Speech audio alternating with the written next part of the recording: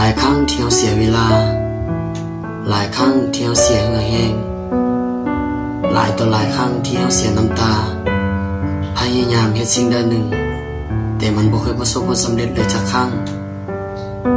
ทั้งที่เราเฮ็ดนั้นก็เป็นสิ่งที่เรามักเราเลือกทิ่มทุกอย่างเพื่อจะเฮ็ดสิ่งนั้น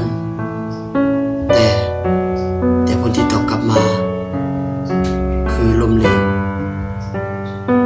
วซ้ำๆเฮาเมื่อย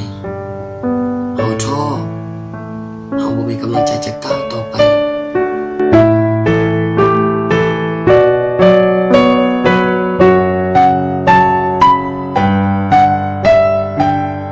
ซึ่งมันแตกต่างจากคนบางคนแตกต่างจากคนอื่นที่เฮ็ดหยังก็ประสบผลสำเร็จ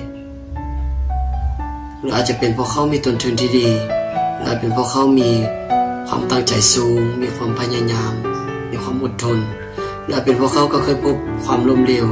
หลายต่อหลายครั้งข้อยเองเป็นคนหนึ่งที่บ่เคยประสบความสำเร็จเลยสักครั้งแต่ข้อยยังยืนยันที่จะสู้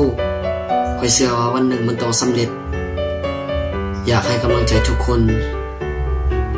ที่กำลังทำตามความฝันที่บ่เคยประสบความสำเร็จเลยสักครั้งบ่เคยประสบความสำเร็จเลยสักอย่างอยากให้ทุกคนตั้งใจ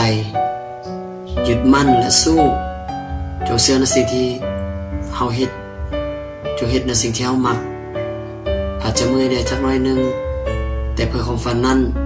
เฮาจะยิ้มสู้ไปพร้อมๆกัน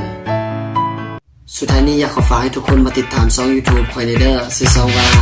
หิ่งห้อยสตูดิโอเป็นช่องทางที่สร้างขึ้นมาเพื่อส่งเสริมนักร้องศิลปินหน้าใหม่ที่มีจิตใจฮักมักทางด้านเสียงเพลงเสียงขับเสียงรำและความบันเทิงต่างๆรวบรวมมาทั้ง3ส่วนเท่ากันเลยเนาะอย่าลืมติดตามเด้อหิ่งห้อยสตูดิโอ